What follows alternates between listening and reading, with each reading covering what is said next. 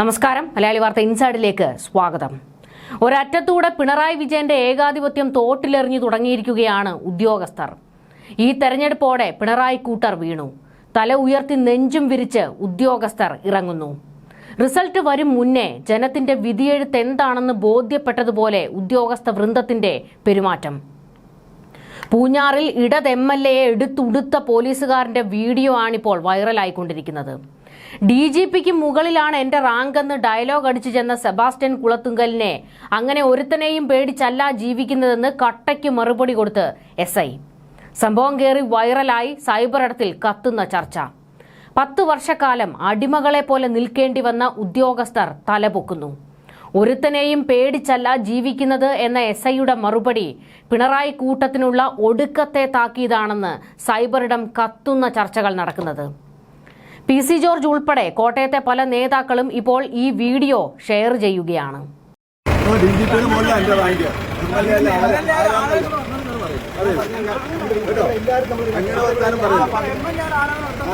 ഒരു ജനപ്രതിനിധിയാണ്. DGPയുടെ മുകളിലാണ് എന്റെ റാങ്ക്. DGPയുടെ മുകളിലാണ്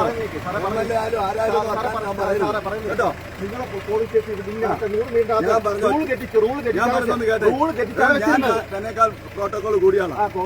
ഞാൻ പറയുന്ന കേൾക്കാം. എല്ലാവരോടും ഒരേ നിയമം മതി. ഇവിടെ ഒരു കാര്യം ഞാൻ പറയാം, ഇലക്ഷൻ അങ്ങ് തീരും കേട്ടോ. DGP പോലുള്ള ഉദ്യോഗസ്ഥന്മാരെ ആ MLAയുടെ ഒരു അഹങ്കാരം നോക്കണം. അതായത് വീണ്ടും ജനവിധി തേടാൻ നിൽക്കുകയാണ്. അപ്പോഴും അഹങ്കാരത്തിന് ഒരു കുറവുമില്ല. തെരഞ്ഞെടുപ്പൊക്കെ ഇന്നത്തോടെ കഴിയുമെന്ന് സെബാസ്റ്റ്യൻ MLAയുടെ വെല്ലുവിളി. അതുതന്നെയാണ് MLAയോടും പറയാനുള്ളത്. തെരഞ്ഞെടുപ്പൊക്കെ കഴിഞ്ഞു, വിധി ജനം എഴുതിയിട്ടുമുണ്ട്. ഇമാതിരി കീലേരി അച്ചുകളിയൊന്നും ഇനി നടപ്പാകില്ല. ഭീഷണി 8ആയി മടക്കി പോക്കറ്റിൽ വെക്കുന്നതാണ് നിങ്ങൾക്ക് നല്ലത്. ഇമാതിരി ഊച്ചാളിത്തരവും കൊണ്ട് തെരുവിലേക്ക് ഇറങ്ങിയാൽ ജനം കൈകാര്യം ചെയ്യും, അത് മറക്കരുത്. കൂവപ്പള്ളിയിൽ LDF ബൂത്ത് കമ്മിറ്റി ഓഫീസ് സ്ഥാപിച്ചതും ഫ്ലെക്സ് ബോർഡുകൾ വെച്ചതുമായി ബന്ധപ്പെട്ടായിരുന്നു തർക്കം ഉടലെടുത്തത്. പോളിംഗ് ബൂത്തിൽ നിന്നുള്ള നിശ്ചിത ദൂരപരിധി ലംഘിച്ചുവെന്ന് ആരോപിച്ച് പോലീസ് ബൂത്ത് ഓഫീസ് അവിടെ നിന്ന് മാറ്റാൻ ശ്രമിച്ചതാണ് സംഘർഷത്തിന് കാരണമായത്. തർക്കത്തിനിടെ സെബാസ്റ്റ്യൻ കുളത്തുങ്കൽ താൻ കഴിഞ്ഞ 35 വർഷമായി പൊതുരംഗത്ത് സജീവമാണെന്നും നിലവിലെ നിയമസഭയുടെ കാലാവധി അവസാനിക്കുന്ന മെയ് 20 വരെ താൻ തന്നെയാണ് ഇവിടുത്തെ MLA എന്നും പോലീസിനോട് MLA പറഞ്ഞത്. സംഭവത്തിന്റെ വീഡിയോ ദൃശ്യങ്ങൾ പകർത്തിക്കൊള്ളാനും അദ്ദേഹം വെല്ലുവിളിച്ചു. DGPക്ക് മുകളിലാണ് തന്റെ റാങ്ക് എന്നും തെരഞ്ഞെടുപ്പ് ഇന്നത്തോടെ അവസാനിക്കുമെന്നും MLA ഭീഷണി മുഴക്കുന്നത് ആ വീഡിയോയിൽ വ്യക്തമായി കേൾക്കാം. എടോ എന്ന് വിളിച്ചാണ് പോലീസ് ഉദ്യോഗസ്ഥനോട് MLA തട്ടിക്കയറുന്നത്.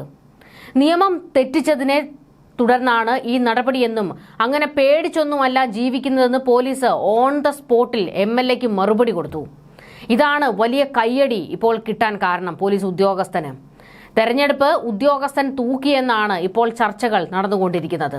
ഈ വീഡിയോ വൈറലാകുമ്പോൾ അതിന് താഴെ ഒരുപാട് കമന്റുകൾ വരുന്നുണ്ട്.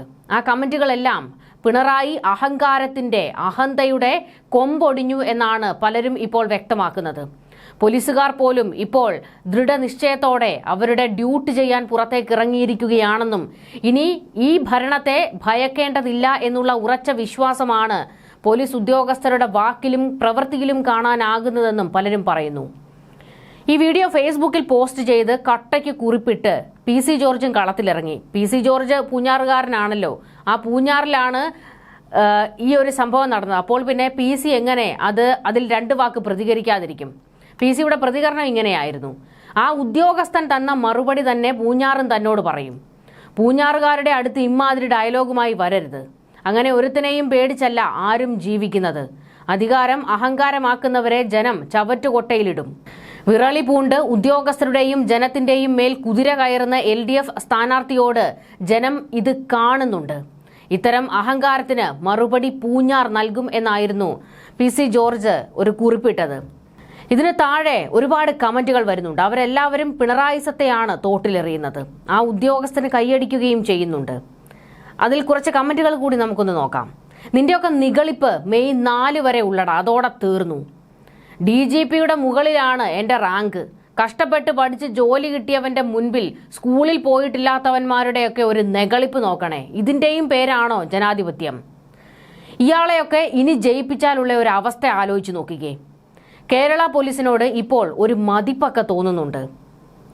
DGPയുടെ മുകളിലായാലും ഇന്ത്യൻ പ്രസിഡന്റിന്റെ മുകളിലായാലും ജനങ്ങളുടെ കീഴിലാണ് ജനപ്രതിനിധിയുടെ സ്ഥാനം. അതൊരുത്തനും മറക്കണ്ട. മെയ് 4 കഴിയുമ്പോൾ ഈ റാങ്ക് ഒക്കെ തീരും സെബാസ്റ്റ്യൻ സാറേ.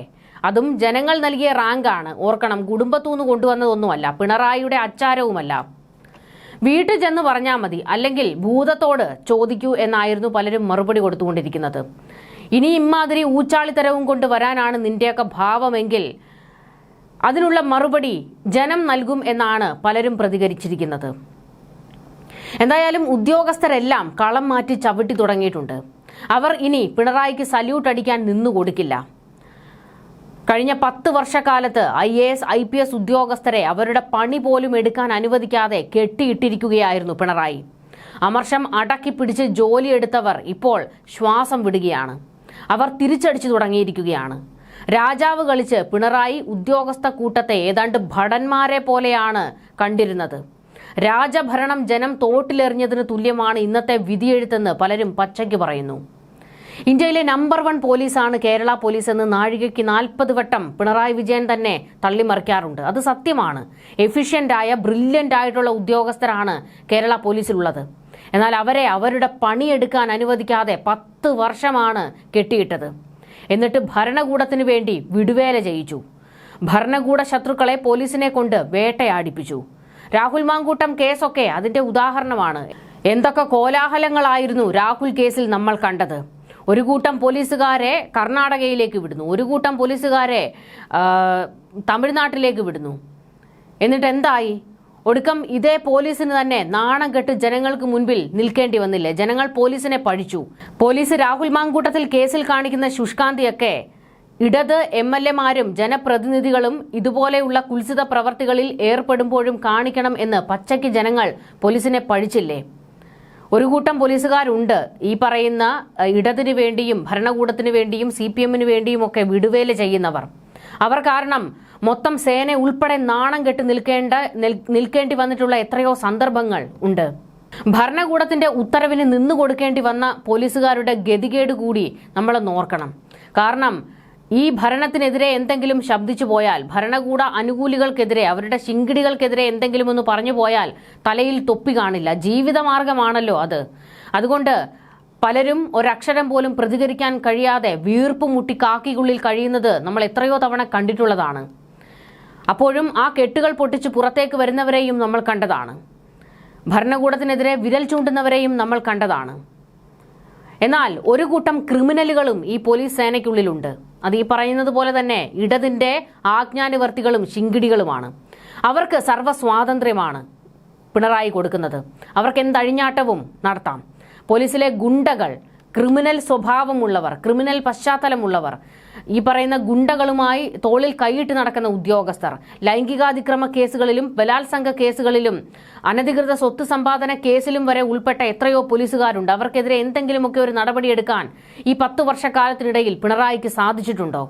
അവരെയെല്ലാം വെച്ചു വാഴിക്കുകയും നല്ല രീതിയിൽ പണിയെടുക്കുന്ന ഉദ്യോഗസ്ഥരെ വേട്ടയാടുകയും ചെയ്യുന്ന രീതിയായിരുന്നു ഈ 10 വർഷക്കാലം പിണറായി പുറത്തെടുത്തത്. പോലീസുകാരെ ഒരുമാതിരി അടിമകളെ പോലെയായിരുന്നു കൊണ്ടു നടന്നത്. ഓർക്കുന്നില്ലേ, മുൻ DGP ലോക്നാഥ് ബെഹ്റ നടത്തിയ ഒരു ഞെട്ടിപ്പിക്കുന്ന വെളിപ്പെടുത്തൽ? വിരമിച്ചപ്പോഴാണ് അദ്ദേഹത്തിനും സ്വാതന്ത്ര്യത്തോടെ വാ തുറക്കാൻ കഴിഞ്ഞത്. കേരളത്തിൽ ഭീകരവാദ സ്ലീപ്പർ സെല്ലുകളുണ്ട്, പെൺകുട്ടികളെ ലക്ഷ്യം വെച്ച് ചിലർ പ്രവർത്തിക്കുന്നു എന്നൊക്കെ ലോക്നാഥ് ബെഹ്റ തന്നെ തുറന്നടിച്ചത് കേരളം മറന്നിട്ടില്ല. പോലീസ് മേധാവിക്ക് ഇതാണ് അവസ്ഥയെങ്കിൽ താഴെ തട്ടിലുള്ളവരുടെ കാര്യം പറയണോ? പഞ്ചപുച്ഛമടക്കി ഭരണകൂടം പറയുന്നത് ചെയ്യുക, അതേ നിവർത്തിയുള്ളൂ. ഈ ഭരണകൂടത്തിന്റെ കീഴിൽ അന്തസ്സും അഭിമാനവും നഷ്ടപ്പെട്ടല്ലേ പോലീസുകാർ പണിയെടുത്തത്. CPM-ന്റെ ഈർക്കിലി നേതാക്കൾ വരെ സ്റ്റേഷനിൽ കയറി എമാനെ നിന്നെയൊക്കെ കൊല്ലും തിന്നും എന്നുള്ള എത്രയോ വിരട്ടലുകൾ. SFI DYFI കൂട്ടർ പോലീസിനെ പച്ചയ്ക്ക് അപമാനിച്ചിട്ടില്ലേ എത്രയോ തവണ. മുൻപ് ആരിഫ് മുഹമ്മദ് ഖാൻ ഗവർണറായിരിക്കെ SFI നിരന്തരം സമരം നടത്തിയത് കേരളം ഓർക്കുന്നില്ലേ? അന്ന് ഗവർണറുടെ ഔദ്യോഗിക വസതിയിലേക്ക് നടന്ന പ്രതിഷേധത്തിൽ ആർഷോ പോലീസിനെ അപമാനിച്ചത് ഇന്നും കേരളം മറന്നിട്ടില്ല. ഗവർണർ നിന്നോടൊക്കെ അവന്റെ കക്കൂസ് കഴുകാൻ പറഞ്ഞാൽ അതും ചെയ്തോണം, അല്ലാതെ ഞങ്ങളെ തൊടാൻ വന്നാൽ നീയൊക്കെ വിവരം അറിയുമെന്ന് മാധ്യമങ്ങളുടെ മുന്നിൽ പച്ചയ്ക്ക് വിളിച്ചു കൂവുകയായിരുന്നില്ലേ ആർഷോ? ആ പോലീസുകാർക്ക് തലയും കുനിച്ച് നിൽക്കേണ്ടി വന്നില്ലേ അവിടെ?